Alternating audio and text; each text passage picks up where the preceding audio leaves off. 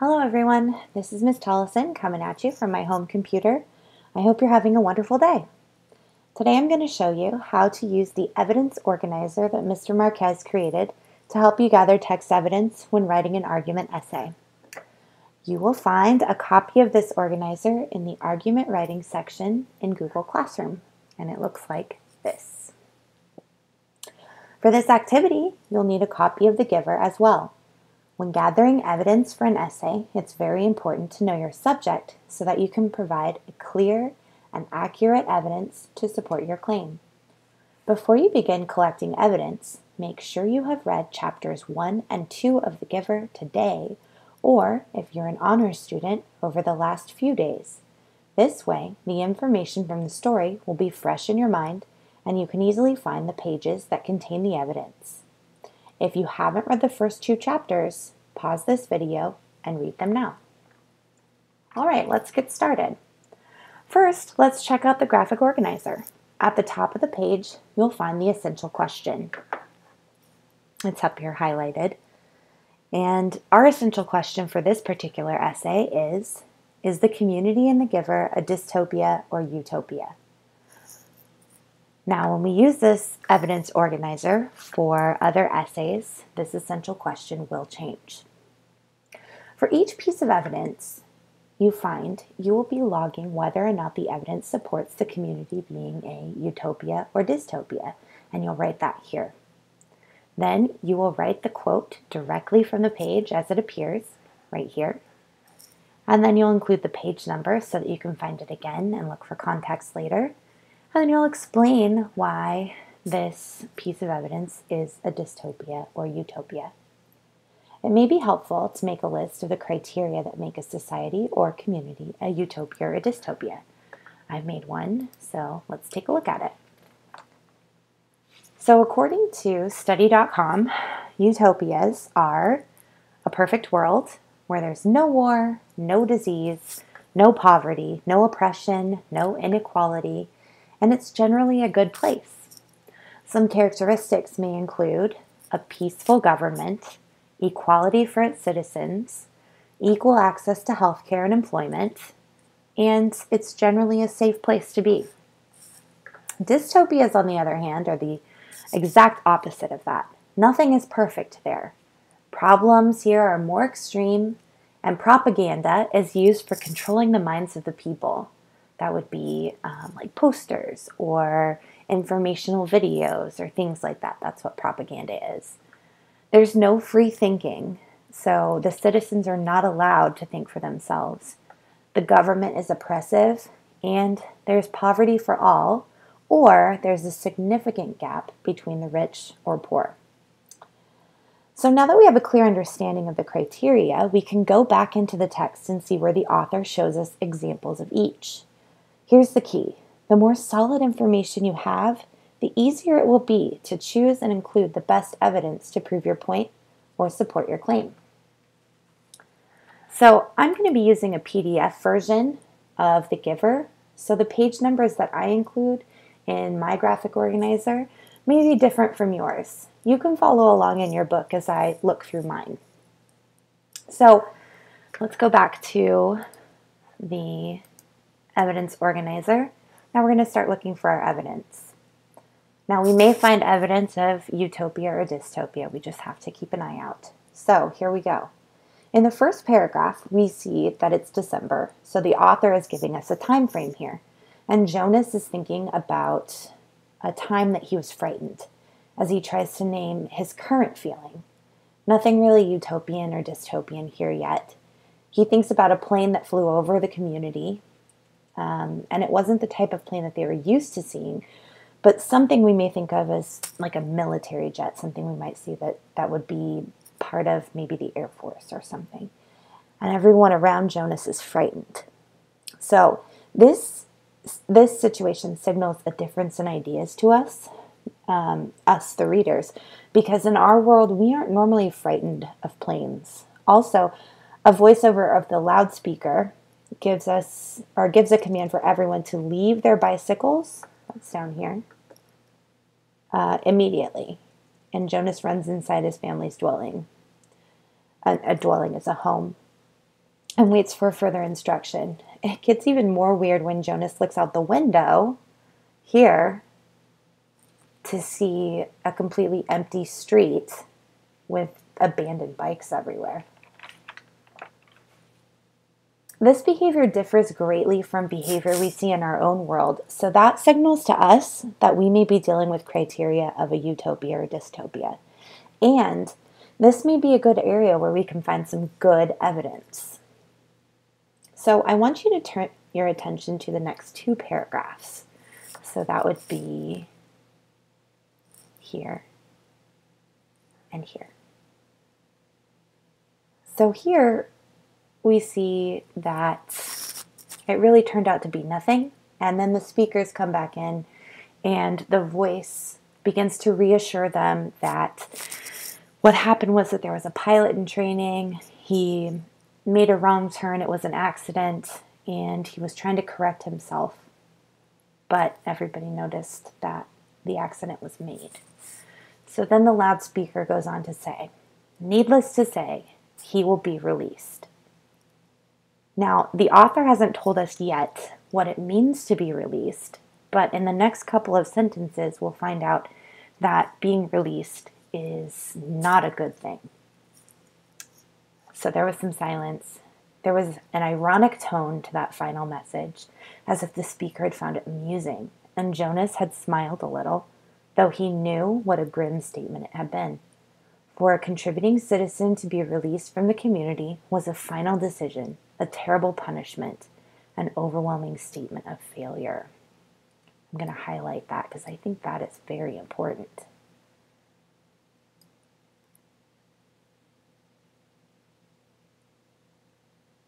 So let's check our criteria of utopias and dystopias and see if any of this information will fit with either a utopia or a dystopia. So I'm getting the feeling that this is not what a utopia, I mean, just because of the bad feeling that we get from this is not a utopia. So let's check the criteria for dystopia. So I think this might be an oppressive government and possibly no free thinking. And also, we're hearing that loudspeaker, and the loudspeaker is controlling the thoughts of the people by telling them what to think about this plane. So I think this is a really good example of Jonas's community being a dystopia. So let's go back to our evidence organizer and we'll type in dystopia. And we're going to choose a quote to use for evidence. And when we do that, it's smart to choose a quote that carries the most information on its own. It may be a definition or a short description of a situation or a critical piece of dialogue. In this situation, the best quote would be the definition of release. So let's write that here. So we can say, for a contributing citizen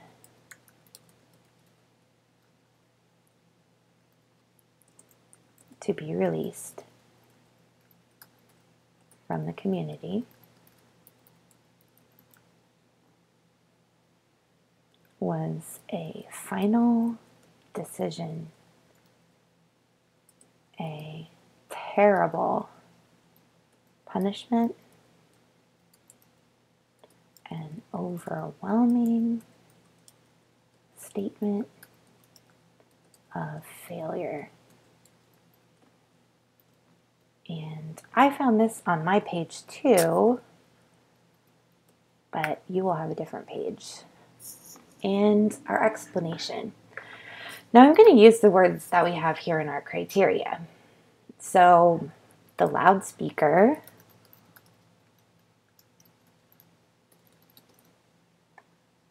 tells Jonas and the community what to think about the situation involving the pilot who made a mistake.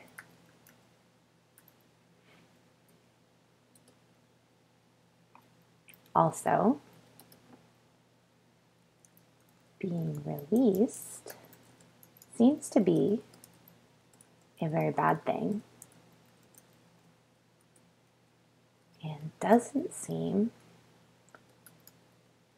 to match the crime. We might add to that later. The crime being his accidental flying over the community. So now we have the definition of release, and we have added a little bit of context. Now we're going to go through the rest of the story and look for other pieces of evidence that might show that this is a utopia or a dystopia. So if we go further down into the story, we'll see that Jonas remembers a time when he was at school, and his friend was late to school. His friend Asher, he was late to school. And when he gets to school, he has to apologize to his classmates. So this seems kind of different from what we normally see in our society, but it doesn't really hold any evidence of being a utopia or a dystopia. We're seeing some differences, but I think we need to dig deeper. So then we see Jonas at his home, and they have a sharing of feelings. So let's take a look where that starts. So Jonas waited a long time for this special December. Now that it was almost upon him, he wasn't frightened, but he was eager, he decided. He was eager for it to come, and he was excited. Certainly. All of the 11s were excited about the event that would be coming soon. But there was a little shudder of nervousness when he thought about it, about what might happen. Apprehensive, Jonas decided. That's what I am. Who wants to be the first tonight for feelings? Jonas's father asked at the conclusion of their evening meal. It was one of the rituals, the evening telling of feelings. So, just to jump out for a minute, rituals are things that happen often and regularly. And we know that the evening telling of feelings happens regularly for Jonas's family, and we might get the feeling that this ritual happens for every family in this community. It might be something that is important to the community. It might be something that is that the community members are made to do. Sometimes Jonas and his sister argued over who would get to go first. Their parents, of course, were part of the ritual. They, too, told their feelings each evening. But like all parents, all adults, they didn't fight and wheedle for their turn. Nor did Jonas tonight. His feelings were too complicated this evening. He wanted to share them, and he wasn't eager to begin the process of sifting through his own complicated emotions, even with the help that he knew his parents could give. So we go on through this section, and Lily shares, and everyone listens, and then Jonas shares, and everyone seems to be equal here.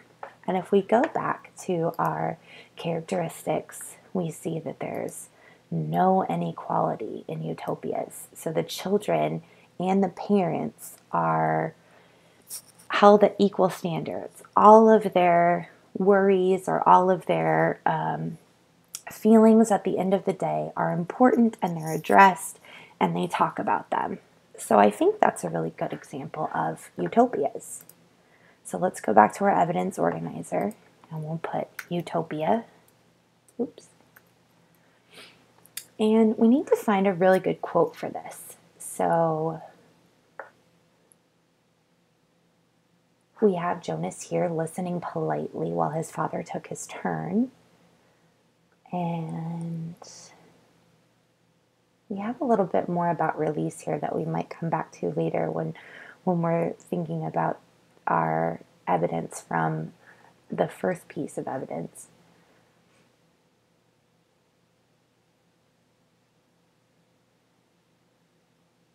We see Jonas's mother here talking about her feelings.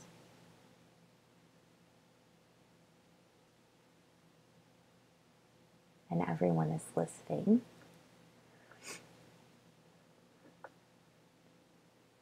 And then Jonas gets his turn, and he says he's feeling apprehensive.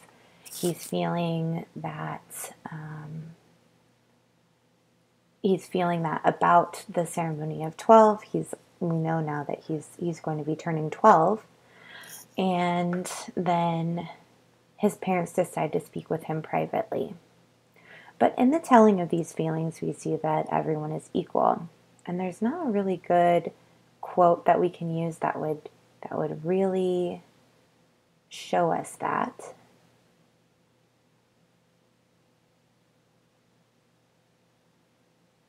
So let's go back to the top.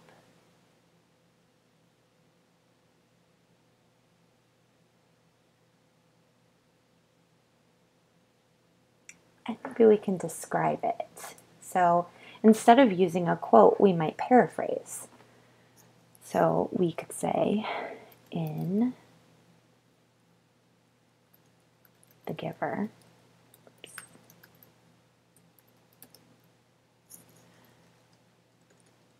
Jonas and his sister and their parents engaged in a nightly ritual of sharing their feelings from the day. Each family member gets a turn, and everyone listens and offers a response. So that adequately sums up the information that we got from reading the rest of this chapter. And we can say that this might be page 4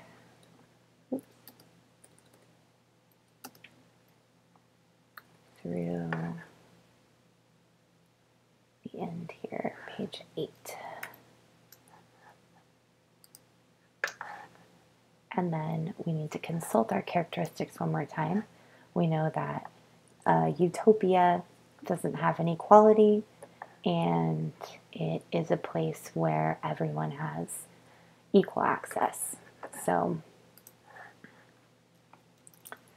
this shows that everyone in the family is equally entitled to their feelings, and all are involved in listening and offering, or just listening to them. Everyone is equally important. Okay, so that's our example of a utopia. So continue to go through chapters 1 and 2 and gather more evidence that show that Jonas's community is either a dystopia or utopia. See how many you can get. All right, see you later.